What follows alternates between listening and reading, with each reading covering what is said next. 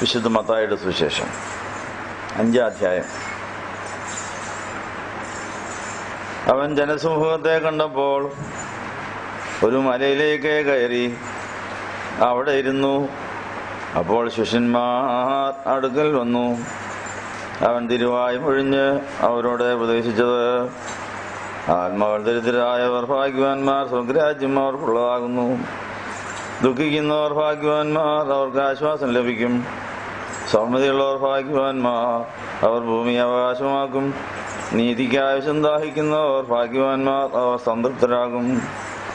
കരുണയുള്ളവർ ഭാഗ്യവാന്മാർ, അവർക്ക് കരുണ ലഭിക്കും. ഹൃദയശുദ്ധിയുള്ളവർ ഭാഗ്യവാന്മാർ, അവർ ദൈവത്തെ കാണും. സമാധാനം ഉണ്ടാക്കുന്നവർ ഭാഗ്യവാന്മാർ, അവർ ദൈവത്തിന്റെ പുത്രന്മാരെന്ന് വിളിക്കപ്പെടും. നീതി നിമിത്തം ഉപദ്രവിക്കപ്പെടുന്നവർ ഭാഗ്യവാന്മാർ, സ്വർഗരാജ്യം അവർക്കുള്ളതാകുന്നു. ഞാൻ നിമിത്തം നിങ്ങളെ നിന്ദിക്കുകയും പീഡിപ്പിക്കുകയും നിങ്ങൾക്കെതിരെ സകലവിധ തിന്മകളും കളവായി പറയുകയും ചെയ്യുമ്പോൾ നിങ്ങൾ ഭാഗ്യവാന്മാർ. സ്വർഗത്തിൽ നിങ്ങളുടെ പ്രതിഫലം വലുതാകൊണ്ട് സന്തോഷിച്ച് ഉല്ലസിക്കുവിൻ. നിങ്ങൾക്ക് മുമ്പേ ഉണ്ടായിരുന്ന പ്രവാചകന്മാരെയും അവർ അങ്ങനെ തന്നെ ഉപദ്രവിച്ചുവല്ലോ. ഗിരിപ്രഭാഷണത്തിലെ ഭാഗ്യങ്ങളെല്ലാം നമുക്ക് ലഭിച്ചിട്ടുണ്ടോ? ഈ ഭാഗ്യങ്ങൾക്ക് തരാൻ കർത്താവ് അനുവദിച്ചിട്ടുണ്ടായ സാഹചര്യങ്ങളാണ് ഇവയെല്ലാം എന്ന് വിചാരിച്ച് നന്ദി പറഞ്ഞിട്ടുണ്ടോ? ഏതെങ്കിലും ഈ അനുഭവങ്ങൾ ഭാഗ്യകരമായ കർത്താവ് കരുതിയ ഈ അനുഭവങ്ങൾ ദൗർഭാഗ്യമായി പോയെന്ന് വിചാരിച്ച് നിരാശപ്പെട്ടെങ്കിൽ അതിന് ക്ഷമ ചോദിക്കണം. ദിവ്യ പരിജ്ഞാനം ലഭിച്ചാലേ ഇതിൻ്റെ ഉള്ളിലെ മർമ്മം മനസ്സിലാവുള്ളൂ. ഇത് ലോകർക്ക് മനസ്സിലാകുന്ന ഭാഷയല്ല.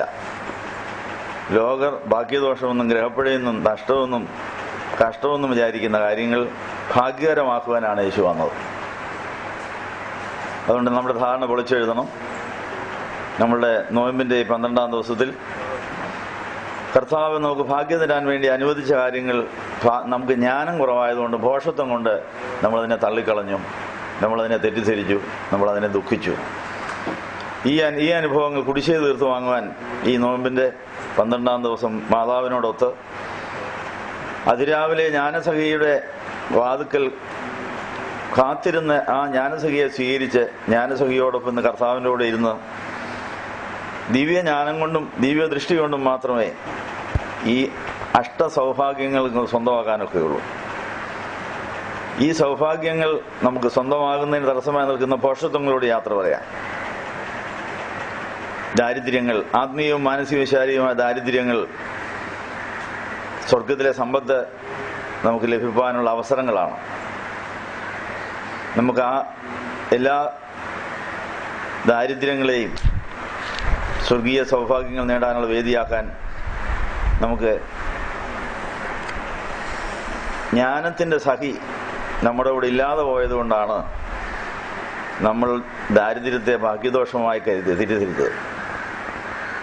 കർത്താവ് ദാരിദ്ര്യത്തിലൂടെയാണ് ഈ ഭൂമിയിൽ സ്വർഗരാജ്യം സ്ഥാപിക്കാൻ വന്നത്. ഒരു പാറപ്പത്തിൽ ജനിച്ച് കന്നുകാലിക്കൂട്ടി കിടന്ന് ഒരു ദരിദ്രനെ പോലെ ഓടി നടന്ന് 4 വർഷക്കാലം എവിടെയെല്ലാം അഭയം പ്രാപിച്ച് എവിടെയെല്ലാം ഒളിച്ചിരുന്നു. അതൊക്കെയും യേശുവിൻ്റെ ഈ ലോകത്തിലെ വളർച്ചയ്ക്ക് ആവശ്യമായിരുന്ന പോലെ നമ്മുടെ ജീവിതത്തിലെ എല്ലാ ആകുലങ്ങളും വ്യാകുലങ്ങളും ദുഃഖകരമായ സംഭവങ്ങളൊക്കെയും യേശുവിനെ വളർത്താൻ കൊള്ളാവുന്നതാണെന്നുള്ള കാര്യം ജ്ഞാനസഹിയ നമ്മളോട് പറയും. നിരാശപ്പെടേണ്ട. യേശു ഇങ്ങനെയൊക്കെയാണ് വളർന്നത്. ഇതൊരു ഭാഗ്യമാണെന്ന് പറഞ്ഞ് നമ്മൾ ഇതുവരെയും അതിന് നന്ദി പറഞ്ഞില്ലെങ്കിൽ കുടിശ്ശിക തീർത്ത് നന്ദി പറയുവാൻ ഈ കുർബാന ദിവ്യ കാരുണ്യ ഒഴുകി വരുന്ന ഉറവയായി ഇതിനെ മാറ്റാൻ പോവുകയാണ്. നമ്മൾ ഈ കുർബാന തുടങ്ങിയത് കരുണ യാചിച്ചുകൊണ്ടാണ്. കരുണ കിട്ടണമെങ്കിൽ കരുണ നമ്മൾ കാണിക്കണം. കരുണ കാണിക്കേണ്ട വേദികൾ ഏതെല്ലാമാണെന്ന് ഈ വേദഭാഗം നമ്മളെ ഉത്ബോധിപ്പിച്ചിരിക്കുന്നു.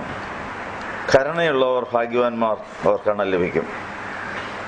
നമുക്ക് ഏതെങ്കിലും കാര്യം സാധിക്കാതെ പോയെങ്കിൽ കരുണ കുറഞ്ഞു പോയതുകൊണ്ടാണ്, കരുണയും കൃപയും നഷ്ടപ്പെട്ടതുകൊണ്ടാണ്, അത് വരുന്ന വഴി അടഞ്ഞു പോയതുകൊണ്ടാണ് കാര്യങ്ങൾ സാധിക്കാത്തത്. ആഗ്രഹിച്ച കാര്യങ്ങൾ സാധിക്കാതെ പോയ നിരാശയോടും അധസ്ഥിതി ബോധത്തോടും ദുഃഖത്തോടും കൂടി വന്നിരിക്കുന്നവർ ഈ കൂട്ടത്തിലുണ്ട്. അവരോട് കർത്താവിന് പറയാനുള്ള ഇതാണ്. അപ്പോസ്തലനായ പൗലോസ് റോമാലേഖനത്തിൽ അങ്ങനെ ഒരു വചനം പറയുന്നുണ്ട്, ഇച്ഛിക്കുന്നവനാലും അല്ല ഓടുന്നവനാലും അല്ല, കരുണ തോന്നുന്ന ദൈവത്താലാണ് സകലവും സാധിക്കുന്നത്. അപ്പോൾ കരുണ തോന്നുന്ന ദൈവത്താലാണ് സകല കാര്യവും സാധിക്കേണ്ടതെങ്കിൽ സ്വന്തം വഴിയും വിചാരവും ഉപേക്ഷിച്ചെങ്കിലേ കരുണ കിട്ടുമെന്ന് യെശയ്യാ 55 അധ്യായത്തിലൊരു വചനമുണ്ട്. ദുഷ്ടൻ തൻ്റെ വഴിയും നീതികെട്ട തൻ്റെ വിചാരവും ഉപേക്ഷിച്ച് യഹോവയിലേക്ക് തിരിഞ്ഞാൽ കരുണ ലഭിക്കും. ഈ ഇണവാക്യങ്ങൾ നിങ്ങളുടെ ഹൃദയത്തിൽ ഒത്തുചേർന്ന് ധ്യാനിക്കുമ്പോൾ കരുണ മുടക്കികൾ നമ്മൾ തന്നെയാണ്. നമ്മുടെ വികാരങ്ങൾ, നമ്മുടെ വിചാരങ്ങൾ, നമ്മുടെ സ്വന്തം വഴികൾ ദൈവത്തിൻ്റെ കരുണ വരുന്ന വഴിയിൽ നമ്മളെ അകറ്റിക്കളഞ്ഞു. കരുണയുടെ വഴി തുറക്കുവാൻ നമുക്ക് കരുണ കാണിക്കാം. ആരോടൊക്കെ കരുണ കാണിക്കണം? നമ്മളെ വേദനിപ്പിച്ചോ, നമ്മളെ ദുഃഖിപ്പിച്ചോ, നമ്മളെ അപമാനിച്ചോ, അവരോട് ആരുടെങ്കിലും പരിഭവമുണ്ടെങ്കിൽ നമുക്ക് ഇന്നലെ കേട്ട വചനത്തിൻ്റെ ബാക്കിയായി, കർത്താവേ, ഞങ്ങളുടെ ഇച്ഛകളും ഞങ്ങളുടെ വിചാരങ്ങളും എല്ലാം ഞങ്ങൾ ഉപേക്ഷിച്ചിട്ട് നിന്റെ ഇച്ഛയും നിന്റെ വിചാരവും ഞങ്ങളുടേതാക്കുവാൻ ഞങ്ങൾ കാത്തു നിൽക്കുന്നു. വാങ്ങിപ്പോയവരെ നമുക്ക് പ്രത്യേകം ഓർക്കാം. അവരുടെ പല പരിഭവങ്ങളും നമുക്കുണ്ടാകാം. മരിച്ചുപോയ ഭർത്താവിനെ കുറിച്ച് വിധവയായിരിക്കുന്ന ഒരാൾക്ക് പല പരിഭവവും പറയാനുണ്ട്. അയാൾ എന്നെ ഇട്ടേച്ച് പോയല്ലോ, ഞാൻ ഒറ്റയ്ക്കായി പോയല്ലോ, എനിക്കൊത്തിരി പ്രതീക്ഷ തന്നതാണ്, അതെല്ലാം നഷ്ടപ്പെട്ടു പോയല്ലോ, എന്നോട് നീതിയായിട്ട് പെരുമാറിയില്ലല്ലോ, ഞാനുണ്ടായിരിക്കുക വേറെ ആളത്ത് പോയല്ലോ, പെട്ടെന്നങ്ങ് പോയല്ലോ എന്നൊക്കെ പറഞ്ഞ് നമുക്ക് ഒത്തിരി പരിഭവങ്ങളും പരാതികളും മുറിവുകളും ഉണ്ടെങ്കിലും എന്നോട് കർത്താവ് കരുണ കാണിച്ചതുകൊണ്ട് ഞാൻ അയാളോടും കരുണ കാണിച്ചിരിക്കുന്നു എന്ന് പറഞ്ഞ് വാങ്ങിപ്പോയ ഭർത്താവിനോട് കരുണ കാണിക്കാൻ വിധവമാരായിരിക്കുന്നവർക്ക് ദൈവം ഇതാ കൃപായുഗവും കരുണായുഗവും നീട്ടിത്തന്നിരിക്കുന്നു. അമ്മായിയമ്മ പോര് കാണിച്ച് മരിച്ചുപോയപ്പോൾ ക്ഷമ കൊടുക്കാനോ ക്ഷമ വാങ്ങിക്കാനോ കഴിയാത്ത സാഹചര്യത്തിലാണ് പോയതെങ്കിൽ ആ അമ്മായിയമ്മയ്ക്ക് നമുക്ക് ക്ഷമ കൊടുക്കാം, അമ്മായിയപ്പന് കൊടുക്കാം. നമ്മുടെ കുടുംബത്തിൽ നിന്ന് ക്ഷമ അർഹിക്കുന്ന അവർക്ക് നമുക്ക് അന്ന് കൊടുക്കാനത്തില്ലെങ്കിൽ ഇന്നെങ്കിലും കൊടുത്ത് ഇനിയും ശേഷിക്കുന്ന കാര്യങ്ങളെല്ലാം സാധിക്കുവാൻ സ്വന്തം വഴിയും വിചാരം ഉപേക്ഷിച്ച് കരുണയുള്ളവരായിട്ട് കരുണ പ്രാപിച്ച് എല്ലാ കാര്യം സാധിക്കുവാൻ ഇന്നത്തെ കൃപാന ഉതകട്ടെ എന്ന് ആശംസിക്കുന്നു. നിങ്ങൾക്കെല്ലാവർക്കും സംപ്രീതി ഉണ്ടായി യാതൊരു സമയത്തിൻ്റെ തന്നെ ഉണ്ടായിരിക്കട്ടെയാണ്. അനുഗ്രഹകരമായ 25 നോയമ്പിൻ്റെ 12-ാം ദിനത്തിൽ നമുക്ക് കർത്താവിനെ ആരാധിപ്പാൻ ധ്യാനിപ്പാൻ ലഭിച്ച ഭാഗ്യകരമായ അവസരത്തിന് നന്ദി പറയാം. കഴിഞ്ഞ ദിവസം നമ്മൾ വായിച്ചു കേട്ടതായ തിരുവചനത്തിൽ എങ്ങനെയാണ് നമ്മൾ നീതീകരിക്കപ്പെടുന്നത്, മുമ്പേ നമ്മൾ അന്വേഷിക്കേണ്ട നീതി ഏതാണ് എന്ന് പഠിക്കുകയായിരുന്നു. നീതി എന്ന വാക്ക് നമുക്ക് വളരെ സുപരിചിതമാണ്. അത് ആസ്ഥാനത്തും സ്ഥാനത്തും അയോഗ്യമായും ഒക്കെ നമ്മൾ ഉപയോഗിക്കുന്ന ഒരു വാക്കാണ്.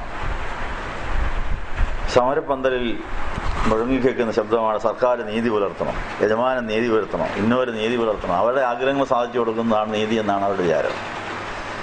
അപ്പം നീതി എന്ന വാക്ക് ഈ ഭൂമിയിലും ദൈവരാജ്യത്തിലും മുഴങ്ങിക്കേൾക്കുന്നു. രണ്ടർത്ഥമാണ്. നീതി എന്ന വാക്കിന് ഒത്തിരി അർത്ഥങ്ങളുണ്ട്. ദൈവരാജ്യത്തിലെ നീതിയുടെ അർത്ഥം മനസ്സിലാക്കിയാലേ നമുക്ക് നീതിയുടെ വാതിൽ തുറക്കപ്പെട്ട്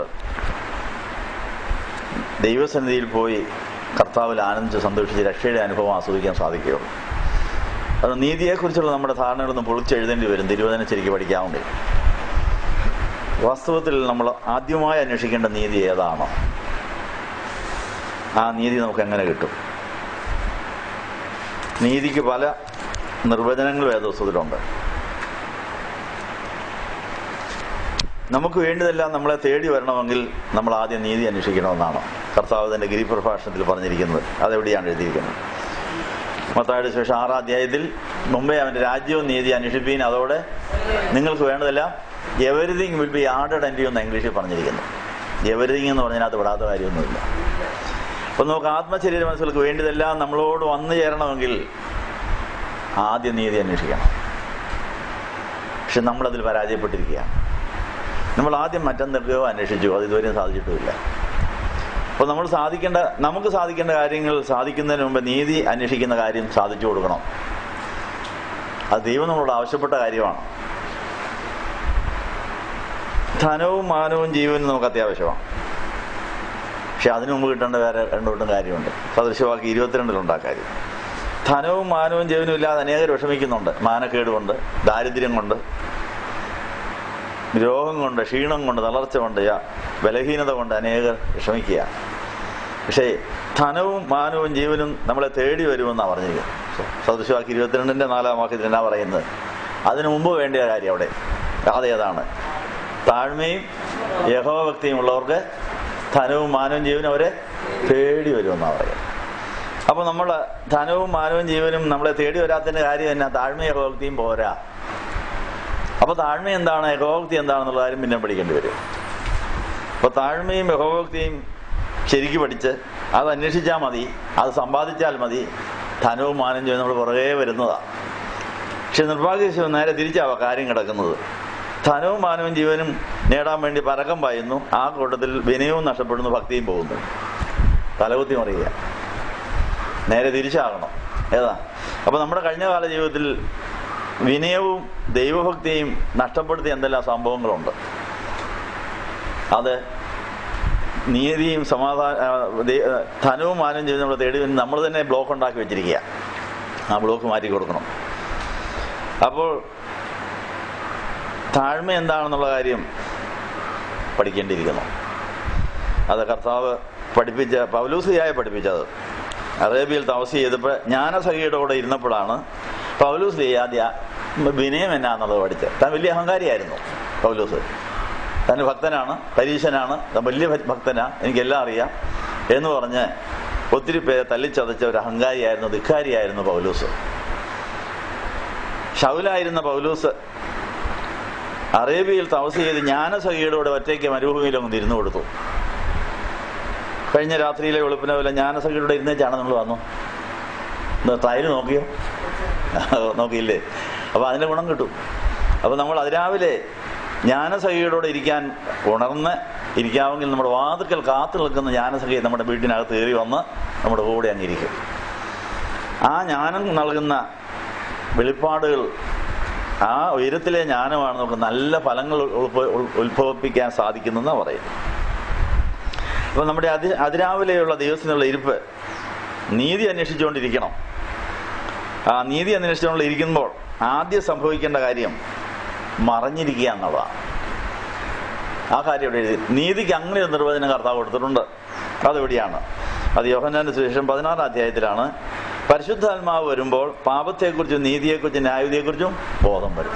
അപ്പോൾ പരിശുദ്ധാത്മാവ് വന്നിട്ടാണ് നമുക്ക് ഈ ജ്ഞാനം തരുന്നത്. അപ്പൊ പരിശുദ്ധാത്മാവാണ് ജ്ഞാനസഖിയെ ഇങ്ങോട്ട് ആദ്യം പറഞ്ഞു വിട്ട് നമ്മളെ ഒരുക്കാൻ വേണ്ടി. ജ്ഞാനസഖിയെ നമ്മുടെ അടുത്തേക്ക് വിട്ട് ഒരുക്കി മെരുക്കിയിട്ട് പരിശുദ്ധാത്മാവ് ഇറങ്ങി വന്ന് അതിനെ പൂർത്തീകരിക്കും. അപ്പോൾ അങ്ങനെയാണെങ്കിൽ പരിശുദ്ധാത്മാവ് വന്നതിന്റെ ശേഷം നീതിയെക്കുറിച്ച് നമ്മളോട് എന്തെങ്കിലും പറഞ്ഞിട്ടുണ്ട്. നീതി എന്താണ്? സമരപന്തലിലെ നീതിയുടെ ശബ്ദമല്ല, മറ്റനേക ഇടങ്ങളിലെ കോടതിയിൽ നീതി എന്നുള്ള വാക്ക് മുഴങ്ങി കേൾക്കും. ഏതാ? കേസ് കൊടുക്കപ്പെട്ട് കഴിഞ്ഞാൽ പ്രതികളും വാദികളും എല്ലാം നീതി നടത്താൻ വേണ്ടിയാണ് കോടതി കാത്തു നിൽക്കുന്നത്. വക്കീലന്മാർ വാദിക്കുന്നില്ല, നീതിക്ക് വേണ്ടിയാ. പക്ഷെ അവിടെ ഒരാൾ തോക്കുന്നു, വേറെ ആൾ ജയിക്കുന്നു, അവർ പിന്നെ അപ്പീലിന് പോകുന്നു, പിന്നെയും കേസോട് കേസ്. വല്ല കാര്യം നടക്കുന്നുണ്ടോ? ഒരു കാര്യം നടക്കുന്നില്ല. പൈസ കളയാൻ, സമയം കളയാവുന്നേ ഉള്ളൂ. കോടതിയിൽ വിധി കിട്ടിയാലും അതിന് അപ്പീലിന് പോകാം. അങ്ങ് സുപ്രീം കോടതി വരെ അപ്പീലിന് പോയി കിടന്നാൽ വർഷങ്ങൾ എത്രയും പോയി കിട്ടും. അതുകൊണ്ട് കോടതി കൂടെയോ നീതിന്യായ കോടതി കൂടെയോ ഒരു കാര്യവും നടക്കാൻ സാധ്യതയില്ല. അപ്പൊ ആ കോടതിയിൽ കേൾക്കുന്ന നീതി എന്നുള്ള വാക്കല്ല ദൈവരാജ്യ കോടതി, വേറെ അർത്ഥമാണ്. മനസ്സിലായോ? നമ്മുടെ മനസ്സിലിരിക്കുന്ന നീതി എന്നുള്ള വാക്കിന്റെ അർത്ഥം ഇതൊക്കെയാ. സമരപ്പന്തലുകാരുടെ നീതി, കോടതിയിലെ നീതി, വക്കീലന്മാരുടെ നീതി, ജഡ്ജിമാർ പറയുന്ന നീതി. അതിന് ഘടകവിരുദ്ധമാണ് സ്വർഗത്തിലെ നീതി. വക്കീലന്മാർ പഠിക്കുന്നതല്ല എന്നതാ നിയമം പഠിക്കുന്നതിനാ കുറ്റം കണ്ടുപിടിക്കാനാ. താൻ ആർക്കു വേണ്ടി വാദിക്കുന്നോ അവരെ നീതീകരിക്കുക എന്ന് പറഞ്ഞാൽ അവരെ ന്യായീകരിക്കാനും പ്രതിയെ കുറ്റക്കാരാക്കാനും ഇന്ന നിയമപ്രകാരം ഇന്നയാൾ ഇന്ന കുറ്റം ചെയ്തു ശിക്ഷിക്കണം, ഇതാ പറയും. അപ്പൊ നീതി എന്ന് പറയുന്നത് കുറ്റം കണ്ടുപിടിക്കാനും ശിക്ഷിക്കാനുമാണ് കോടതിയിൽ. ഏതെങ്കിലും കുറ്റക്കാരെ വെറുതെ വിടുകാനോ അവർക്ക് ക്ഷമ കൊടുക്കാനോ വല്ല നിയമമുണ്ടോ? നീതിന്യായ കോടതിയിൽ അങ്ങനെ ഒരു നിയമമേ ഇല്ല. കുറ്റക്കാരനെ ശിക്ഷിക്കണമെന്നാണ് പറയുന്നത്, ഇല്ലേ? വെറുതെ വിടാൻ പറഞ്ഞാൽ സമ്മതിക്കുമോ? പിന്നെ അതിനകത്ത് ഒരു ക്ലോസ് ഉണ്ട്. തൂക്കിക്കൊല്ലാൻ വിധിച്ചാൽ പോലും ദയാഹർജി എന്ന് പറഞ്ഞൊരു ഹർജിയുണ്ട്. അത് ഇന്ത്യൻ പ്രസിഡന്റിന്റെ അടുത്താണ്. ഇന്ത്യൻ പ്രസിഡന്റിന്റെ അടുത്ത് ചെന്ന് ദയാഹർജി സമർപ്പിക്കാൻ നിയമത്തിനകത്ത് അങ്ങനെ ഒരു ക്ലോസ് കിടപ്പുണ്ട്. ഒരു ഭാര്യ 5-8 പെൺപിള്ളേർ മാത്രമുള്ള ഒരു വീട്ടിലെ ഭർത്താവ് മഹാകുടിയനായിട്ട് വെറിയനായിട്ട് അനേരെയൊക്കെ തല്ലിക്കൊന്ന് കേസിൽ പ്രതിയായി തൂക്കിക്കൊല്ലാൻ വിധിക്കപ്പെട്ടു. ന്യായമായിട്ട് അയാൾ കൊല്ലപ്പെടേണ്ടയാളാണ്. പക്ഷെ ഭാര്യയും മക്കളും കൂടെ ഇന്ത്യൻ പ്രസിഡന്റിന്റെ അടുത്ത് പോയി കാലേ പിടിച്ചു, യജമാനനെ, എൻ്റെ ഭർത്താവ് കുടിയനാ, കൊലപാതകനാ, ദ്രോഹിയാ, ഞങ്ങൾക്ക് ഒരു ഉപകാരം ചെയ്തിട്ടില്ല, ഞങ്ങളെ ദണ്ഡിപ്പിച്ച് അടുപ്പിച്ചതേ ഉള്ളൂ. പക്ഷെ ഒരു ഭർത്താവെന്നതിൽ ഒരു പേരിനെങ്കിലും ഒരാളുണ്ടായിരുന്നു. ഇയാളെ തൂക്കിക്കൊന്നാൽ പിന്നെ എനിക്ക് ആരുമില്ല, ഞാൻ വിധവയായി തീരും. ഈ 5-8 പെൺപിള്ളേരെ എങ്ങനെ കെട്ടിച്ചു വിടുന്നു? അയാളുണ്ടായിരുന്നു എങ്ങനെയെങ്കിലും ഏതെങ്കിലും നേരത്തെ കുറച്ച് സമയത്തെങ്കിലും ഈ മദ്യത്തിന്റെ ലഹരി വിടുമ്പോഴെങ്കിലും ഒരു സ്നേഹം ഉണ്ടായിരുന്നു. മദ്യത്തിന്റെ ലഹരിയിലാണ് അടിയിടിയൊക്കെ നടന്നുകൊണ്ടിരുന്നത്. എന്നാൽ ലഹരി പോയി കഴിയുമ്പോൾ അയ്യോടി ഞാൻ നിന്നെ ദ്രോഹിച്ചോടിച്ചോ, ക്ഷമിക്കണം എന്നൊക്കെ പറഞ്ഞ് ക്ഷമയൊക്കെ ചോദിക്കുന്നയാളാണ്. ബോധം കെടുമ്പോൾ കുറ്റം കാണിക്കും, ബോധം വീഴുമ്പോൾ ക്ഷമയും ചോദിക്കും. അപ്പോൾ അതുകൊണ്ട് ഇന്ത്യൻ പ്രസിഡന്റ് അടുത്ത് പോയി ദയാഹർജി കൊടുത്ത് പറഞ്ഞു, പക്ഷെ ദയവ് ചെയ്ത് ഈ നിയമം ഇളവ് ചെയ്ത് ഇയാൾക്ക് കരുണ കൊടുത്ത് ഇയാളെ വിടുവിക്കണമെന്ന് പറഞ്ഞാൽ ഇന്ത്യൻ പ്രസിഡന്റിന് വിടുവിക്കാൻ അധികാരമുണ്ടെന്നാണ് പറയും. ഞങ്ങൾ ഇനിയും മര്യാദയ്ക്ക് ചോദിച്ചോളാം, അയാളെ ഒന്ന് തിരിച്ചു വിട്ടേരെന്ന് പറഞ്ഞാൽ അങ്ങനെ രക്ഷപ്പെടാൻ സാധ്യതയുണ്ട്. അവർ സ്വർഗകോടതിയിലെ സ്വർഗീയ പിതാവിൻ്റെ സന്നിധിയിൽ പോയി ദയാഹർജി സമർപ്പിച്ച് മറ്റുള്ളവർക്ക് വേണ്ടി ദയ വേണേൽ നമുക്ക് അപേക്ഷിക്കാൻ ഒരു വഴി കിടപ്പുണ്ട്. അതല്ലാതെ കോടതിയിലെ ജഡ്ജിമാർക്ക് ആർക്കും ഇയാളെ വെറുതെ വിടാൻ അനുവാദമില്ല. പ്രസിഡന്റിന് മാത്രമേ, ആ പ്രസിഡന്റ് സ്വർഗരാജ്യത്തിലെ ദൈവത്തിന്റെ പ്രതീകമായിട്ടാണ് അങ്ങനെ ഒരു ക്ലോസ് വെച്ചിരിക്കുന്നത്. അപ്പോൾ നമുക്ക് മറ്റുള്ളവരോട് ദയ കാണിച്ച്, കൃപ കാണിച്ച് അവർക്ക് വേണ്ടി ദയാഹർജി സമർപ്പിക്കാനാണ് ഈ കുർബാന ആരാധന കൃപായുഗം വെച്ചിരിക്കുന്നത്. യേശുക്രിസ്തുവാണ് മനുഷ്യജാതിക്ക് മുഴുവൻ വേണ്ടി ദയാഹർജി സമർപ്പിച്ചത് സ്വർഗത്തിലെ പിതാവിന്റെ സന്നിധി. പിതാവേ, നീ അവരെ എനിക്ക് തന്നതാ, അവളെ എനിക്ക് തന്നതാ, അവളെ തൂക്കിക്കൊല്ലണമെന്നാ വിധി. കാരണം പാപത്തിന്റെ ശമ്പളം മരണം. അപ്പൊ നീ എനിക്ക് വേണ്ടി തന്നതാണ്, എൻ്റെ ജീവിത സംഖ്യയാണ് മനുഷ്യരുടെ ദേഹി, പ്രാണൻ, മനുഷ്യന്റെ പ്രാണനെല്ലാം കൂടെ കൂടി അങ്ങനെ എനിക്ക് വേണ്ടി നീ വിവാഹ നിശ്ചയം ചെയ്യപ്പെട്ടിരിക്കുന്ന മനുഷ്യജാതിയുടെ ദേഹിയുടെ മണ്ഡലം എല്ലാം കൂടെ ചേർന്ന് എനിക്ക് മണവാട്ടിയായി തീരേണ്ടതാണ്. പക്ഷെ അവൾ പാപിയായിപ്പോയി, പാപം ചെയ്തു, മരിച്ച് പാതാളം വരെ പോയി കിടക്കുന്നു. അവളോട് കരുണയുണ്ടാകണം. ഞാൻ അവിടെ ശാപമെല്ലാം ഏറ്റെടുത്തിരിക്കുന്നു, ഞാൻ അവൾക്ക് വേണ്ടി മരിച്ചേക്കാം. അവൾ മരിക്കുക, ദേഹിയിൽ മരിച്ചു, ഇനി ആത്മാവും കൂടെ മരിക്കേണ്ടതാണ്, എല്ലാം മരിക്കേണ്ടതാണ്. പാപത്തിൽ മരിച്ചത് ദേഹിയുടെ മണ്ഡലമാണ്. ശരീരം ജീവിച്ചിരിക്കുന്നെങ്കിലും അതും പാപത്തിന്റെ ഫലമായി നഷ്ടപ്പെട്ട് ചീഞ്ഞഴുകി പോകേണ്ടതാണ്. അപ്പോൾ യേശു ക്രിസ്തു ദയാഹർജി സ്വർഗത്തിലെ പിതാവിന് സന്നിധിയിൽ കൊടുത്തിട്ട് പറഞ്ഞു, അവരെ മരിക്കാൻ യോഗ്യത തന്നെ, അവരെ ദേഹിയിൽ മരിച്ചുകൊണ്ടിരിക്കുന്നു, ശരീരം ഇനി മരിക്കാൻ പോകുന്നു, അവർക്ക് വേണ്ടി ഞാൻ മരിച്ചോളാം, എന്നിട്ട് അവർ എനിക്ക് വേണ്ടി ജീവിക്കട്ടെ. ആ വാക്കിന്മേലാണ് കർത്താവ് കാൽവറിയിൽ മരിച്ച് നമുക്ക് രക്ഷ തന്നിരിക്കുന്നത്. ദയാഹർജി പ്രകാരമാണ് നമുക്ക് കരുണ കിട്ടിയിരിക്കുന്നത്. ദയാഹർജി പ്രകാരം നമുക്ക് ജീവൻ കിട്ടിയിരിക്കുന്നു, ജീവിതം കിട്ടിയിരിക്കുന്നു, സൗഖ്യം കിട്ടിയിരിക്കുന്നു, ഇതെല്ലാം കിട്ടിയിരിക്കുന്നു. അപ്പം ആ ഒരു ഉൾക്കാഴ്ചയോടുകൂടെ നമുക്ക് ഇങ്ങോട്ട് കിട്ടിയ കരുണ അങ്ങോട്ട് കൊടുത്തെങ്കിൽ, മറ്റുള്ളവർക്ക് കൊടുത്തെങ്കിൽ ഈ കരുണ നിലനിൽക്കുമെന്ന് ഒത്തിരി ഉപമകളിൽ കൂടെ കർത്താവ് പറഞ്ഞിട്ടുണ്ട്. മത്തായി 18 ലക്ഷക്കണക്കിന് കോടിക്കണക്കിന് രൂപ കടബാധ്യതയുണ്ടായിരുന്ന ഒരാൾ കാലേ പിടിച്ചപ്പോൾ ഇളച്ചു കൊടുത്തൊരു കഥ. ആ ആൾ തിരികെ വന്നപ്പോൾ വെറും 1000 രൂപയോ 100 രൂപയോ കടം വാങ്ങിച്ചവനെ തൊണ്ടയ്ക്ക് പിടിച്ച് ഞെക്കി നീ വെക്കടാന്ന് പറഞ്ഞ് അവന്റെ കേസെടുത്തപ്പോൾ കിട്ടിയ ദാക്ഷിണ്യം പിൻവലിക്കപ്പെട്ട് രണ്ടുപേരും ജയിലിൽ കിടന്ന കഥ മത്തായി 18 കേട്ടിട്ടുണ്ട്. നമ്മുടെ സ്ഥിതി ചെയ്താ കർത്താവ് ദയാഹർജി പ്രകാരം നമ്മളെ വെറുതെ വിട്ടെങ്കിലും പോയ വഴിക്ക് മറ്റുള്ളവരുടെ കേസ് നമ്മൾ എടുക്കുക. നമ്മൾ ജീവിച്ചിരിക്കുന്ന ദയാഹർജി പ്രകാരം കോടതിയിൽ നിന്ന് വരുന്ന വഴി നമുക്ക് പരാതിയുള്ളവരുടെ എല്ലാം കേസ് അങ്ങ് എടുക്കുക. തൊണ്ണയ്ക്ക് പിടിക്കുക, വെക്കടി എന്നൊക്കെ പറയുക. അപ്പം അങ്ങനെയാണെങ്കിൽ കിട്ടിയ കരുണ നഷ്ടപ്പെടുമെന്നാണ് പറഞ്ഞത്. അപ്പോൾ കർത്താവ് തന്ന കരുണ നഷ്ടപ്പെടുത്തുന്നത് നമ്മൾ തന്നെയാണ്. അതുകൊണ്ട് വിശുദ്ധ കുർബാനയ്ക്ക് വരുമ്പോൾ കർത്താവേ, അവിടുത്തെ പുത്രൻ ഞങ്ങൾക്ക് വേണ്ടി ബലിയായി ഞങ്ങളുടെ പാപം വഹിച്ച് ഞങ്ങൾക്ക് വേണ്ടി ഞങ്ങൾക്ക് നേടി തന്നിരിക്കുന്ന ഈ കരുണയുടെയും കൃപയുടെയും ജീവന്റെ വഴി ഞങ്ങൾ നഷ്ടപ്പെടുത്താതിരിക്കാൻ മറ്റുള്ളവർക്ക് ഞങ്ങളിതാ കടം കൊടുത്തിരിക്കുന്നു, ഞങ്ങൾ ക്ഷമിച്ചിരിക്കുന്നു. ഈ ഒരു മർമ്മം നമ്മൾ മനസ്സിലാക്കിയെങ്കിലേ കിട്ടിയ അനുഗ്രഹങ്ങളും കരുണയും നിലനിൽക്കുകയുള്ളൂ. അതിനുവേണ്ടിയാണ് മറ്റുള്ളവർ മനസ്സാന്തരപ്പെടാതിരിക്കുന്നത്. മനസ്സിലായോ? നമുക്ക് കിട്ടിയ കരുണ നിലനിർത്താൻ ആരോടെങ്കിലും കരുണ കാണിക്കാൻ ഒരു അവസരം വേണ്ടേ? അതുകൊണ്ടാണ് 7-70 ക്ഷമിച്ചോളാൻ പറഞ്ഞത്. നമുക്ക് ലാഭമാണെന്നത്. മനസ്സിലായോ? എത്രയോ ക്ഷമിക്കും തോറും നമുക്ക് ആയിരക്കണക്കിന് കിട്ടിയ ക്ഷമ നിലനിർത്താനും അതിൻ്റെ അനുഗ്രഹം വരാനുള്ള വഴിയാണ്. അതുകൊണ്ടാണ് 7-70 ക്ഷമിച്ചോ, നിങ്ങൾക്ക് ലാഭമാണത്. ലക്ഷക്കണക്കിന് കോടിക്കണക്കിന് രൂപ ഇളച്ചു കിട്ടിയതാ. ആ വലിയ ആ ഇളപ്പ് നിലനിൽക്കണമെങ്കിൽ ചില്ലറ കുറ്റങ്ങളെ മറ്റുള്ളവർ ചെയ്യുന്നുള്ളൂ. നമ്മൾ ദൈവത്തോട് ചെയ്തതിനേക്കാൾ വളരെ തുച്ഛമായ തെറ്റാണ് മറ്റുള്ളവർ നമ്മളോട് ചെയ്തിരിക്കുന്നത്. അപ്പോൾ ഓർക്കണം, ഞാൻ മഹാഭാവിയാണ്, എനിക്ക് ജീവിക്കാൻ അർഹതയില്ല. എൻ്റെ കർത്താവ് എനിക്ക് വേണ്ടി ജീവിതം തന്നുകൊണ്ട്, ജീവൻ വെച്ചതുകൊണ്ട്, ഞാൻ ജീവിച്ചിരിക്കുന്നതുകൊണ്ട് എനിക്ക് ആരോടും ഒരു പരിഭവമില്ല, പരാതിയില്ല എന്ന് പറഞ്ഞ് കരുണയുള്ളവർ ഭാഗ്യവാന്മാർ കരുണ ലഭിക്കുമെന്ന് പറഞ്ഞ് ഗിരിപ്രഭാഷണം അന്വർത്ഥമാക്കണം. ധനവും മാനവും ജീവനും നമ്മളെ തേടി വരണമെങ്കിൽ നമ്മൾ ആദ്യമായി ഈ ദയാഹർജി സ്വീകരിച്ച് നമ്മളെ വെറുതെ വിട്ട സ്വർഗത്തിലെ അപ്പച്ചൻ്റെ അടുത്ത് പോയി കുറേ നേരം ഒന്നിരിക്കണം. മനസ്സിലായോ? അതാ ആദ്യത്തെ നീതി. അതെവിടെ എഴുതിയിരിക്കുന്നത്? യോഹന്നാൻ 16:8 എന്നാ പറയുന്നു? നമ്മൾ പിതാവിന്റെ സന്നിധിയിൽ പോയി ആരും കാണാതെ ഇരിക്കണം. അങ്ങനെ ഒരു നീതി ഉണ്ടെന്നാണ്. പാപത്തെക്കുറിച്ചും നീതിയെക്കുറിച്ചും ന്യായവിധിയെക്കുറിച്ചും എന്നിട്ട് അവിടെ ഡെഫിനേഷൻ കൊടുക്കുന്നുണ്ട് ഓരോന്നിനും. പാപം, നീതി, ന്യായവിധി ഏതാന്ന് പറയുന്നുണ്ട്.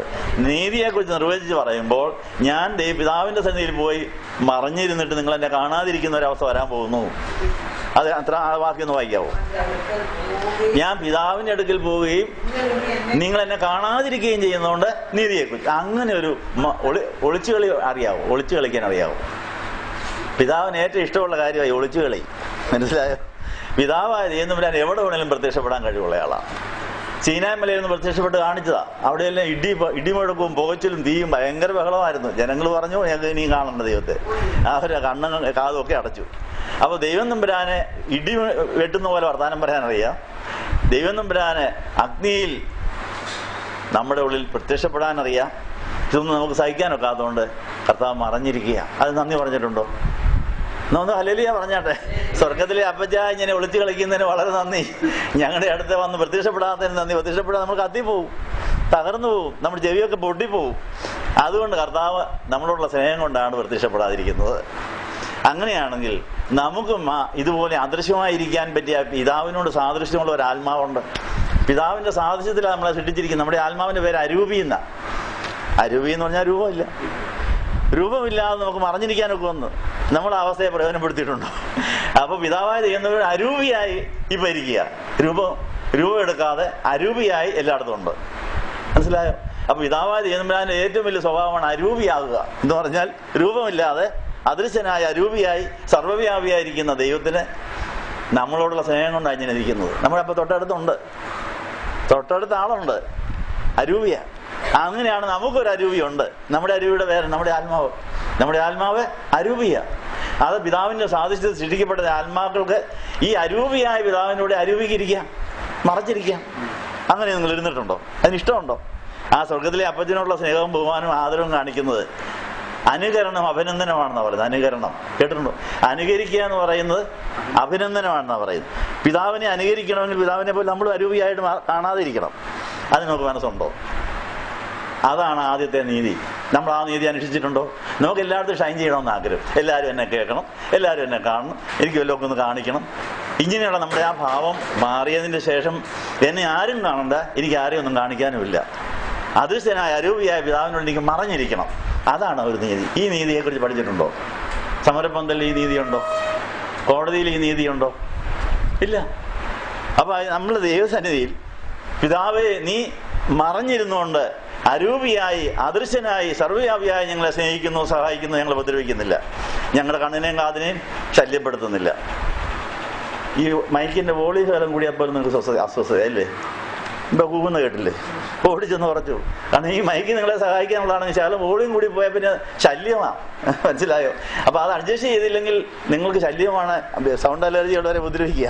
മനസ്സിലായോ? അപ്പൊ അങ്ങനെയാണ് ദൈവം തമ്പുരാൻ എന്തുമാത്രം അഡ്ജസ്റ്റ് ചെയ്തിട്ടാണ് നമ്മുടെ ഇവിടെ താമസിക്കുന്നതെന്ന് വിചാരിച്ചു. മനസ്സിലായോ? എന്തുമാത്രം സ്നേഹമുണ്ട്. കർത്താവിന്റെ വോളിയം കുറച്ച് സീറോ ആക്കിയിരിക്കുക. ഒന്നും മിണ്ടുന്നില്ല, മിണ്ടിയാ നിങ്ങൾക്ക് സഹിക്കാൻ മേല. അങ്ങനെ കർത്താവ് അരൂപിയായി, സർവ്വവ്യാപിയായി, സർവശക്തനായ ദൈവം ശക്തി കുറച്ച് നമ്മുടെ അതേ ശക്തിയിൽ നമ്മുടെ കൂടെ താമസിക്കാനാണ് പരിശുദ്ധാത്മാവിനെ വിട്ടിരിക്കുന്നത്. പരിശുദ്ധാത്മാവിന്റെ പ്രത്യേകത തന്നെ, പരിശുദ്ധാത്മാവ് ദൈവം ട്രാൻസ്ഫോം ചെയ്ത് നമുക്ക് സഹിക്കാവുന്ന ശക്തിയിൽ നമ്മുടെ ഇവിടെ താമസിക്കുന്ന ദൈവത്തിന്റെ പേരാണ് പരിശുദ്ധാത്മാവ്. പരിശുദ്ധാത്മാവിനെ അങ്ങനെ മനസ്സിലാക്കിയിട്ടുണ്ടോ എന്ന് പറഞ്ഞാൽ, ഈ വലിയ വിദ്യുശക്തി വലിയ ഹൈ വോൾട്ടേജ് പോകും, നമ്മുടെ വീട്ടിൽ കൊണ്ടുവരാൻ കൊള്ളുകയില്ല, കത്തിപ്പോവും. അത് എത്രയോ ട്രാൻസ്ഫോമർ കഴിഞ്ഞിട്ടാണ് നമ്മുടെ വീട്ടിൽ വരുന്നത്. നമ്മൾ ഉപയോഗിക്കുന്ന മൊബൈൽ ഫോണിനകത്തുള്ള ആ വിദ്യുശക്തിയുടെ ശക്തി എത്രയാണ്? 2-3 വോൾട്ടേ ഉള്ളൂ. അതിൽ കൂടിയാൽ നമുക്ക് സഹിക്കാനൊക്കെയില്ല. അത്രയും ട്രാൻസ്ഫോം ചെയ്ത് വന്നിട്ടാണ് നമ്മുടെ മൊബൈൽ ഫോണിനകത്തെ വിദ്യുശക്തി നമ്മുടെ ചെവിക്കും നമുക്കൊക്കെ സഹിക്കാവുന്ന രൂപത്തിനായത്. അതുപോലും ചില വോളിയം കൂടിയാൽ വിഷമമാണ്. അപ്പൊ ഇത്രയും അഡ്ജസ്റ്റ്മെന്റ് നടത്തിയിട്ടാണ് ദൈവം നമ്മുടെ കൂടെ താമസിക്കുന്നത്. പിതാവായ ദൈവം തമ്പുരാൻ പരിശുദ്ധാത്മാവിനോട് പറഞ്ഞിരിക്കുക, ട്രാൻസ്ഫോം ചെയ്ത് വോളിയം കുറച്ച് അവരുടെ ശരീരത്തിന്റെ അതേ ചൂടിൽ കയറിക്കൂ. അവർ സഹിക്കാവുന്ന ശബ്ദത്തിൽ ചെവിയിൽ മന്ത്രിച്ചു. ചെവിയിൽ മന്ത്രണമുണ്ട്. ദൈവം മന്ത്രിക്കുമെന്നാണ് പറയുന്നത്. അതാ. അപ്പൊ ദൈവം തമ്പുരാൻ നമ്മുടെ ചെവിയിൽ സംസാരിക്കാൻ കഴിവുണ്ട്. അത് പരിശുദ്ധാത്മാവിനെ ഏൽപ്പിച്ചിരിക്കുക പണി. പരിശുദ്ധാത്മാവ് എന്തുമാത്രം ബന്ധപ്പെട്ടായി നമ്മുടെ കൂടെ താമസിക്കുന്നറിയാവോ? അതിന് നന്ദി പറഞ്ഞിട്ടുണ്ടോ? എന്നവർ നന്ദി പറഞ്ഞാട്ടല്ലേ? അപ്പൊ പരിശുദ്ധാത്മാവ് എന്തുമാത്രം ബന്ധപ്പെട്ടിട്ടാണ് നമ്മുടെ കൂടെ ഇങ്ങനെ നടക്കും, നമ്മുടെ അകത്ത് താമസിക്കും, നമ്മുടെ കൂടെ ഉറങ്ങുന്നത്. ഇതിനെല്ലാം നന്ദി പറയണം. അപ്പൊ ആ നീതിയാണ് നിങ്ങൾ ആദ്യം അന്വേഷിക്കേണ്ടത്. സ്വർഗത്തിലെ പിതാവേ, അവിടുന്ന് അരൂപിയായി ഞങ്ങൾക്ക് ഒരു ഉപദ്രവവും സംഭവിക്കാതെ മിണ്ടാതെ മറഞ്ഞ് ഒതുങ്ങിയിരിക്കുന്നതുകൊണ്ട് ഞങ്ങളും അങ്ങനെ ഇതാ വന്നിരിക്കുന്നു, നമുക്കൊന്നും ചിരിക്കാമെന്ന് പറഞ്ഞു. അങ്ങനെയൊന്നും ഇരുന്നിട്ടുണ്ടോ? അങ്ങനെ അതിരാവിലെ എഴുന്നേറ്റ് സ്വർഗത്തിലെ അപ്പച്ചൻ്റെ കൂടെ അവിടുന്ന് മറിഞ്ഞിരിക്കുന്ന പോലെ എന്നെ ആരും കാണണ്ട. അതുകൊണ്ട് എല്ലാവരും എഴുന്നേൽക്കുന്നതിന് മുമ്പ് എഴുന്നേക്കാമെങ്കിൽ ഇതിന് നല്ല സൗകര്യമാണ്. എന്താ? അപ്പൊ എല്ലാവരും എഴുന്നേൽക്കുന്നതിന് മുമ്പ് അതിരാവിലെ എഴുന്നേറ്റ് എവിടെ പോയിരിക്കണം? ജ്ഞാനസഖിയുടെ കൂടെ.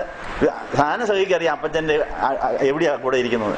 അപ്പച്ചൻ്റെ കൂടെ ഇരിക്കാൻ നല്ല പരിചയമുള്ള ആളാണ് ജ്ഞാനസഖി. അപ്പൊ ജ്ഞാനസഖിയുടെ കൂട്ട് പിടിച്ചുകൊണ്ട് ആരും കാണാതെ, ആരെയും കാണിക്കാതെ, ആരെയും അറിയിക്കാതെ അപ്പച്ചൻ്റെ കൂടെ ഇരിക്കുമ്പോൾ കിട്ടുന്ന സംതൃപ്തിയുണ്ട്. അപ്പച്ചൻ അനുകരണം അഭിനന്ദനീയമാണ്. പിതാവിനെ അനുകരിക്കണമെങ്കിൽ അനുഗമിക്കണം. പിതാവിനെ പോലെ നമ്മളും പറഞ്ഞ് ഇരിക്കണം എന്നാണ്. ആ കാര്യം നിങ്ങൾക്ക് ബോധ്യമായിട്ടുണ്ടോ? അത് ഇന്നു മുതലെങ്കിലും തുടങ്ങാമെങ്കിൽ അപ്പച്ചോ, ഞങ്ങള് വളരെയധികം കുറ്റക്കാരാണ്. അപ്പച്ചനെ പോലെ ഞങ്ങൾക്ക് മറിഞ്ഞിരിക്കാനോ ഒതുങ്ങിയിരിക്കാനോ മിണ്ടാതിരിക്കാനോ കഴിഞ്ഞില്ല. എന്നിട്ട് ഹൃദയത്തോട് സംസാരിക്കണോ, ആത്മാവിനോട്. അതിന് ശബ്ദമൊന്നും വേണമെന്നില്ല. ശബ്ദമില്ലാതെ വർത്താനം പറയാമോ? നീ സ്നേഹമുള്ളവർക്ക് ശബ്ദമൊന്നും വേണ്ട. കണ്ണുകൊണ്ട് വർത്താനം പറയാം, കൈ കൊണ്ട് കാലുകൊണ്ടൊക്കെ വർത്താനം പറയാം. അടുത്തിരിക്കുന്നവർക്ക് വെട്ടമൊന്നും വേണമെന്നില്ലതേ. ഒരു രാത്രിയിലാണെങ്കിൽ സ്നേഹമുള്ള ഭാര്യയും ഭർത്താവും ലൈറ്റ് അണച്ചാലും അവർക്ക് സ്നേഹം പങ്കിടാൻ വല്ല വിഷമമുണ്ടോ? സ്നേഹം കൊടുക്കാനും വായിക്കാനൊന്നും വെട്ടം വേണമെന്നൊന്നുമില്ല, വർത്താനം വേണമെന്നില്ല. എന്ന് പറഞ്ഞ പോലെ ഏതിരുട്ടത്തും ഏത് ഏകാന്തതയിലും നമുക്ക് പിതാവിന്റെ കൂടെ ഇരിക്കാൻ സാധിക്കും. യോസേഫ് അതാണ് പഠിപ്പിച്ചത്. യോസേഫ് ഒട്ടക്കെട്ടിൽ കിടന്നപ്പോൾ ആരുടെ കൂടെയാ ഒട്ടക്കെട്ടിൽ കിടന്നത്? സ്വർഗത്തിലെ അപ്പച്ചന്റെ കൂടെ. വേറെ ആരും ഇല്ല അവിടെ. അപ്പൊ നമ്മൾ ഏകാന്തത സ്വർഗത്തിലെ പിതാവിന്റെ കൂടെ ഇരിക്കാനുള്ള സുവർണാവസരമാണ്. ജയിലിൽ കിടന്നപ്പോഴും യോസഫ് എന്താ ചെയ്ത്? ജയിലറയെ സ്വർഗമാക്കി മാറ്റി. അപ്പച്ചോ വന്നോ, നീ എന്റെ കൂടെ ഉണ്ടല്ലോ, നമുക്കൊന്നും ഇവിടെ താമസിക്കാന്ന് പറയും. ആ സുഖക്കുഴിയിലും ഈ സ്വർഗത്തിലെ അപ്പച്ചനുണ്ടായിരുന്നു. ഇങ്ങനെ പിതാവിന്റെ കൂടെ ഇരിക്കാൻ പഠിച്ചാൽ എവിടെ പോയാലും നമുക്ക് ആ ദൈവസാന്നിധ്യത്തിന്റെ നീതി ആസ്വദിക്കാൻ സാധിക്കും. അപ്പോൾ ആ നീതി അന്വേഷിക്കുന്നവർക്ക് എന്തൊക്കെ കിട്ടും? സമാധാനവും സന്തോഷവും കിട്ടുമെന്നാ പറയും. ദൈവരാജ്യം ഭക്ഷണമല്ല, പാനീയമല്ല, നീതി, സമാധാനം, പരിശുദ്ധാത്മാവ്. അപ്പൊ ഇന്ന് 25 നോയമ്പുമാണ്. രാവിലെ കഴിക്കാതെ കുർബാന അനുഭവിക്കാൻ വന്നവർ ഇതിനകത്തുണ്ട്.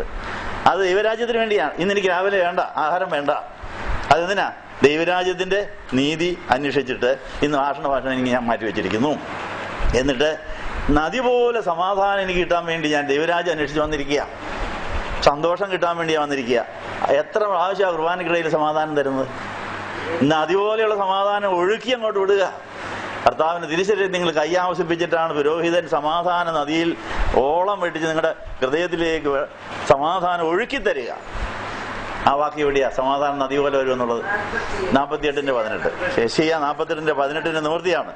അപ്പോൾ ആഹാരം കഴിക്കാതെ ഉപവാസം എടുത്തുകൊണ്ട് ഒരുങ്ങി തയ്യാറായി പിതാവിൻ്റെ കൂടെ ഒളിച്ചിരുന്നിട്ട് ഇവിടെ വരുമ്പോൾ പുത്രനെ ഇവിടെ കാണുകയാണ്. പിതാവ് പറഞ്ഞ, പുത്ര നീ അങ്ങോട്ട് ചെല്ലേ, എനിക്ക് അങ്ങോട്ട് അടുക്കാനൊക്കെയില്ല, നീ മനുഷ്യരൂപം എടുത്ത ആളാ, മനുഷ്യരുടെ കൂടെ നീ അങ്ങോട്ട് ചെല്ലേ, നിനക്ക് പുത്രൻ നമ്മോട് കൂടെ എന്ന് പറഞ്ഞില്ലേ. അപ്പം ഇമ്മാനുവേൽ നമ്മുടെ കൂടെ താമസിക്കാൻ പിതാവിനാൽ നിയോഗിക്കപ്പെടുക, ട്രാൻസ്ഫോം ചെയ്ത് വന്നയാളാണ്. അദൃശ്യനായ ദൈവത്തിന്റെ പ്രതിമയായി ലോകത്തിൽ അവതരിച്ചു. അതുകൊണ്ട് പിതാവായ ദൈവം പറയാ, ഇനി ഞാൻ അങ്ങോട്ട് അടുത്ത് ചെന്നാൽ അവർ കത്തിപ്പോവും, അവർക്ക് സഹിക്കാം, നീ അങ്ങോട്ട് ചെല്ലേ. ആ പുത്രനാണ് പരിശുദ്ധാത്മാവിനെ നമുക്ക് തരുന്നത്. അതാണ് പിതൃപുത്ര പരിശുദ്ധാത്മായ ത്രിയേക ദൈവത്തിന്റെ കൂടെ ആരാധിച്ച് ഇരിക്കാൻ പഠിച്ചാൽ മതി. അപ്പോൾ ദൈവത്തിന് സന്തുഷ്ടി കിട്ടിയാൽ മതി, ദൈവത്തിന് സന്തോഷം കൊടുക്കാൻ സാധിച്ചാൽ മതി. ദൈവം നമുക്ക് വേണ്ടതെല്ലാം എടുത്ത്, ഇതാണ് നീതി അന്വേഷിക്കുക എന്ന് പറഞ്ഞിട്ടാണ്. അപ്പം ദൈവം തമ്പുരാൻ ജീവനുള്ളവരോടും മരിച്ചവരോടും കരുണ കാണിക്കുന്ന ആളാണെന്ന് രൂത്തിന്റെ പുസ്തകത്തിലൊരു വചനമുണ്ട്. ആ രൂത്തിന്റെ പുസ്തകത്തിലെ വചനം എവിടെയാണെന്ന് ആരെങ്കിലും അറിയാവോ? രൂത്തിന്റെ പുസ്തകത്തിലെ ദൈവം ഈ ജീവനുള്ളവരോടും മരിച്ചവരോടും കരുണ കാണിക്കുന്ന ദൈവമാണെന്നാണ് പറയുന്നത്. അത് 2:20 എന്ന് ഒന്ന് പറഞ്ഞാട്ടെ. ജീവനുള്ളവരോടും മരിച്ചവരോടും ദയവിടാതിരിക്കുന്ന, അതെ. അപ്പം ദൈവത്തിന് കൊടുത്തിരിക്കുന്ന വിശേഷണം ജീവനുള്ളവരോടും മരിച്ചവരോടും ദയ കാണിക്കുന്നവനായ യഹോവയാൽ അവൻ അനുഗ്രഹിക്കപ്പെട്ടവനെന്ന് പറഞ്ഞു. അപ്പം ജീവനുള്ളവരോടും മരിച്ചവരോടും കരുണ കാണിക്കുന്ന ദൈവം നമ്മളോടും നമ്മുടെ മരിച്ചവരോടും കരുണ കാണിക്കാൻ ദയവുള്ളവനാണ്. അപ്പോൾ കരുണ ആഗ്രഹിക്കുന്ന മരിച്ചുപോയ ഒത്തിരി പേരുണ്ട്. അവർക്ക് ശരീരമില്ല, അവർക്ക് ജീവിച്ചിരുന്ന കാലത്ത് പൂർണ്ണമായി കർത്താവിൻ്റെ കൂടെ ഇരിക്കുവാനോ കർത്താവിൽ സന്തോഷിക്കുവാനോ സാധിക്കാതെ പോയി. പക്ഷേ മാമോദിസ ഏറ്റവരുവാണ്. മാമോദിസ ഏറ്റപ്പോൾ അവർ വീണ്ടും ജനനത്തിൻ്റെ അനുഭവത്തിലേക്ക് തുടങ്ങിയിട്ടുണ്ട്. ജീവന്റെ പുസ്തകത്തിൽ നിന്ന് പേരെഴുതിയതാ. പക്ഷെ അവർക്ക് വളരാനൊത്തില്ലെങ്കിൽ അവർക്ക് ഇനിയും ബാക്കി വളരാനുള്ള അവസരം നമ്മുടെ ശരീരത്തിൽ കൂടെ നമ്മുടെ ജീവിതത്തിൽ കൂടിയാണെന്നുള്ള കാര്യം ഓർത്തുകൊണ്ട് അവർ നമുക്ക് വേണ്ടി കരഞ്ഞ് പ്രാർത്ഥിച്ചുകൊണ്ടിരിക്കുക. അവരെന്നെ ഒന്ന് ഓർത്തിരുന്നെങ്കിൽ, അവരെന്നെയൊക്കെ വേണ്ടി ഒന്ന് കുർബാന ചൊല്ലിച്ചിരുന്നെങ്കിൽ എത്ര നല്ലതായിരുന്നു എന്ന് വിചാരിച്ചു. അപ്പോൾ വാങ്ങിപ്പോയവർ, അവർക്ക് ശരീരമില്ലാത്തതുകൊണ്ട് നമ്മുടെ ശരീരം അവരും കൂടി ചോദിച്ചുകൊണ്ടിരിക്കുക, ഞങ്ങളോടൊന്ന് വന്നോട്ടെ, ഞങ്ങൾക്കൂടെ കരുണ കിട്ടാൻ ഞങ്ങളോട് കുർബാനയ്ക്ക് വരട്ടെ എന്ന് ചോദിച്ചാൽ അവരിപ്പോഴും വന്നിട്ടുണ്ട്. അപ്പോൾ ജീവനുള്ളവരോടും കരുണ കാണിക്കുന്ന, മരിച്ചവരോടും കരുണ കാണിക്കുന്ന ആ ദൈവത്തിന്റെ അനുഗ്രഹം നമ്മൾ കൂടെ വേണം അവരിലേക്ക് ഒഴുകാൻ. പാതാളത്തിലേക്ക് കർത്താവ് പോയി പാതാളത്തിലുള്ളവർക്ക് കരുണ കൊടുക്കാൻ കന്യമറിയാമിൽ നിന്നെടുത്ത ശരീരമാണ് ഉപയോഗിച്ചത്. കന്യമറിയാമിൽ നിന്നെടുത്ത ശരീരവും ആ ശരീരത്തിലെ രക്തവും ആ ശരീരത്തിൽ നിന്ന് വേർപെട്ട രക്തവും പാതാളം വരെ ഒഴുകിച്ചെന്നു. കർത്താവ് പാതാളത്തിൽ പോയി പ്രസംഗിച്ചു, അവരെ പർദീസയിലേക്ക് കൂട്ടിക്കൊണ്ടുപോയെന്നാണ് പറയും. ഇന്നത്തെ കുർബാന കൊണ്ട് മാത്രം, ഇപ്പോൾ മാത്രം പാതാളത്തിൽ നിന്ന് പർദീസയിലേക്ക് കയറാൻ കാത്തു നിൽക്കുന്ന നമ്മുടെ വാങ്ങിപ്പോയ പലരും, അവരുടെ പ്രാണക്കുട്ടികൾ ഇന്ന് രക്ഷപ്പെടാൻ പോവുകയാണ്. ഇന്ന് അവർ പാതാളത്തിൽ നിന്ന് പർദീസയായിട്ട് കർത്താവിൽ ആനന്ദിക്കാൻ പോവുക. അവർക്ക് ആനന്ദം ഉണ്ടാകാഞ്ഞുകൊണ്ട് നമുക്ക് ആനന്ദം കിട്ടാതെ പോയത്. അങ്ങനെ അവർക്ക് സന്തോഷവും നമുക്ക് സന്തോഷം, സ്വർഗത്തിന് സന്തോഷം കിട്ടാൻ നമ്മളിപ്പോൾ എഴുന്നേൽക്കുകയാണ്. ഇപ്പോൾ അവർക്ക് വേണ്ടി ധൂപം വയ്ക്കാൻ പോവുകയാണ്. ഇപ്പോൾ മെഴുതിരി കത്തിച്ച് ഒരു പായൊക്കെ ഇട്ട് നമ്മളെല്ലാം വാങ്ങിപ്പോയവരും നമ്മളിലൂടെ കരുണ പ്രാപിച്ച് നമ്മളവർക്ക് കരുണ കൊടുത്ത് അവരുടെ എന്തെങ്കിലും പരിഭവപരാതി ഉണ്ടെങ്കിൽ അതെല്ലാം ദയാഹർജി വാങ്ങിച്ച് സ്വർഗത്തിലെ പിതാവിൻ്റെ സന്നിധിയിലെത്തി ദയാഹർജി വാങ്ങിച്ച് അതെല്ലാം ഇളവ് ചെയ്ത് നമുക്ക് യേശുവിലൂടെ, ഈ കുർബാനയിലൂടെ അവർക്ക് കരുണ ലഭിപ്പാൻ നമ്മുടെ വാങ്ങിപ്പോയ എല്ലാവരെയും ഓർത്തുകൊണ്ട് ഇപ്പോൾ ധൂപം വയ്ക്കാൻ പോവുകയാണ്. എക്കളിലപ്പൻ കൃപ ചെയ്തതുപോലെ എല്ലാവരെയും അനുഗ്രഹിക്കണമെന്ന്. കർത്താവേ, നിങ്ങൾ അസമയത്ത് അസ്ഥാനത്ത് പലതും ആഗ്രഹിച്ചു ചെയ്തു. മറ്റുള്ളവരെ ശ്രേഷ്ഠമായിട്ടെണ്ണാൻ ഞങ്ങൾ കഴിഞ്ഞില്ല. അതാണ് താഴ്മയെന്നുള്ള കാര്യം ഫിലിപ്പിയ ലേഖനത്തിൽ പൗലോസ്ലിഹായ നീ അറേബ്യയിൽ താമസം ചെയ്തപ്പോഴാണ് ആ കാര്യം പഠിപ്പിച്ചത്. എല്ലാവരെയും ശ്രേഷ്ഠമായിട്ടെണ്ണി, എല്ലാവരുടെയും ഉള്ളിലെ ശ്രേഷ്ഠമായ കാര്യങ്ങൾ കണ്ട് ചെയ്തതോ ചെയ്തുകൊണ്ടിരിക്കുന്നതോ നോക്കാതെ ചെയ്യിപ്പിക്കാൻ പോകുന്ന ശ്രേഷ്ഠമായ കാര്യങ്ങൾ ദൈവത്തിൻ്റെ കണ്ണിൽ കൂടെ കണ്ട് എല്ലാവരെയും അഡ്വാൻസായിട്ട് ചെയ്യുവാൻ സാധിച്ച് അവരെ നേടിയെടുക്കുവാൻ ഞങ്ങളെ സഹായിക്കണമേ.